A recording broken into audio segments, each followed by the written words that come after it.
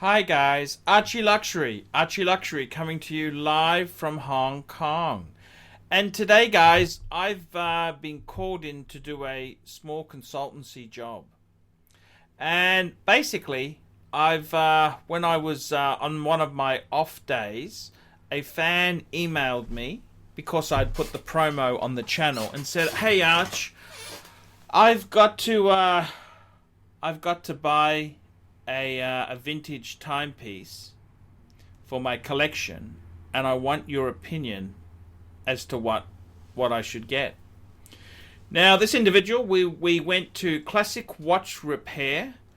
That's Michael Young, the famous. He's famous on YouTube as the bracelet magician. He's also on Instagram. So we decided to head out and have a sticky beak and see what treasures he had installed. And I got to tell you, this place here has some amazing pieces from 1016 Explorers, Pepsi's. It has a range of items you will never see any. Now, my good friend of mine, he was very keen to get himself a Pepsi. He loves the Pepsi and he loves the Coke. He had a number of cool pieces he could choose. Without getting on the ridiculous scale there, I said, "Hey, you will get a lovely piece. Let's buy quality. We want to buy something that is in original." The thing with vintage sports watches is original dial, original bezel. That's the things you really want to try and get. So we decided, hey, why don't we hit the town and have a look what's around there. When you're buying a vintage piece, it's not like buying modern. You really want to get something that is special and unique, and it's just going to be a wonderful piece to have. So my advice was to play it very cool and buy something. Don't just jump at the first thing that comes up. No. Don't do that. Think about what is good value, what is in great condition, and see what we can find there. Now, at the moment, the Hong Kong to the US dollar, one Hong Kong is about 12 US cents. $1 US is 7.84. Okay, so we decided, well, let's go and take a look at a Hole's case, Coke, and maybe a Pepsi. Now, the interesting thing is there were two beautiful pieces, and the Rolex GMT Master 2, a 16710 Coke. This apparently has been verified as being an original Coke, and it was about 72,000 Hong Kong dollars, which, you know, I think converting that into US, you're looking about just over 9,000 US dollars. Is it a bargain? Probably not. Is it a steal? Probably not. Is it value for money? It's probably not that bad. And with a nice, unmolested example, these are getting fairly hard to find. Now, I gotta tell you, the Coke is a stunning, stunning piece. I really love the Coke. As I kind of would say the Coke would be my choice there. But the Pepsi is also a very, very gorgeous choice. And it's a tricky one to go for. Do you go for a Pepsi? Do you go for a Coke? What is the best piece for yourself? So you've really got to do the sums and work out the pros and cons and see which piece you like best. But I would go for as original as possible. You don't want a piece that's been over polished, molested, and fucked around with. You want to try and get as original as possible. I like the Holes case. I think the Holes case sports watches from the 90s are really great. Bang per buck. I think these have potential of becoming classics in the not too distant future. The wonderful thing is, with these type of watches here, you've got to be careful. You want to make sure it's not a service dial. A service dial is often when you send a Rolex in for Rolex servicing, they'll change the hands and they'll change the dial. But you really want to try and stop that happening. You don't want the dial changed. You don't want the hands changed. Because once it's changed, it becomes a service dial, which is nowhere near as desirable in sports watches as the original dial, even if the original dial is not 100% perfect. I can't stress enough the importance of originality. Here is a Rolex GMT Pepsi. This was another watch that was available at Classic Watch Repair. Now this here was a 16710. It's a 16700, I should say. And it's just a beautiful Pepsi. Look at this, just a gorgeous Pepsi.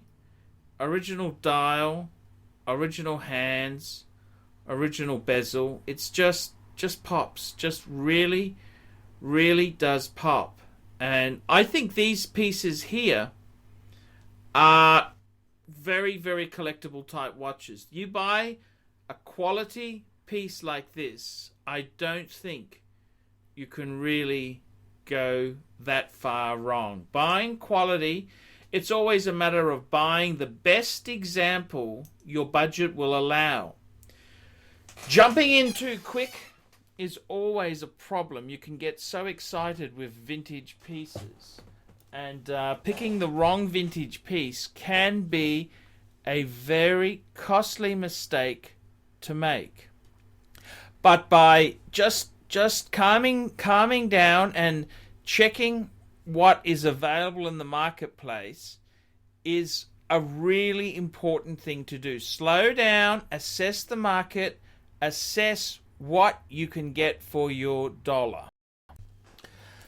So after we checked out a few beautiful GMT pieces, we narrowed it down to these two here. So I thought, let's just put these two together and we'll see which piece pops, which piece sings greatest for our needs.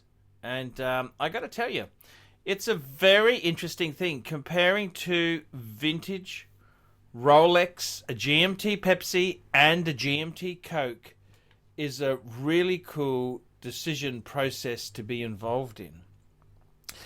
So it's kind of, these were around the same money. I think one was 72,000 Hong Kong. That was for the Pepsi. And the Coke was 71,900. So a bee's dick between the two. They were both pieces. They both had papers. And I gotta tell you, it's a real cool decision to make. Which one do you like best? One's a GMT Master 2, one's a GMT Master. Not that that really makes a huge difference. One's a Coke, one's a Pepsi.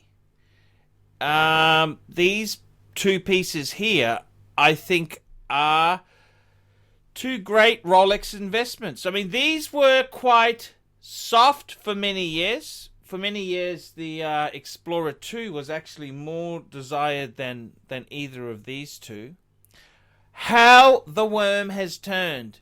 When Rolex released the ceramic GMT, the Pepsi and the Coke were stopped, and they just started to bubble along until now, where we've had Rolex in Baselworld 2018 release a Pepsi.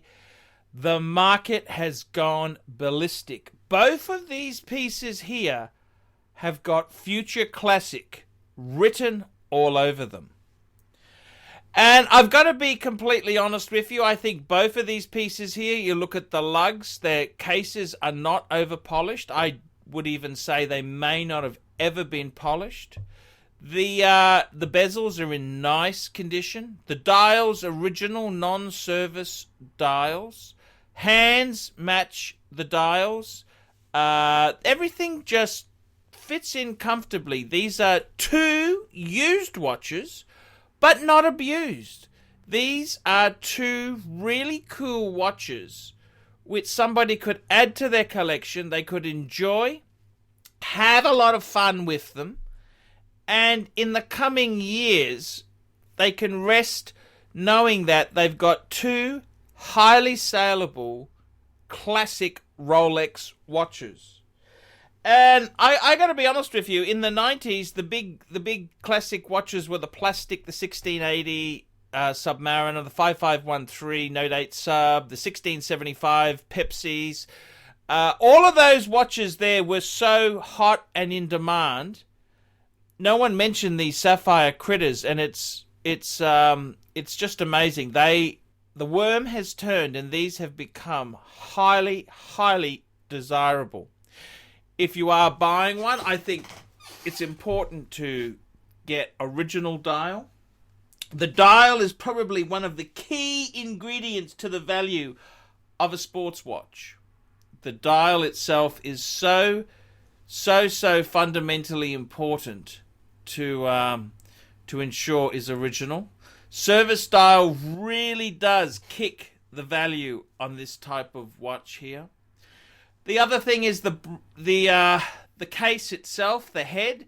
You don't want it to be over polished and molested and gouges and attacked. You want something that's has a little bit of scratches and wear, but is original, unmolested examples. That's what you want there.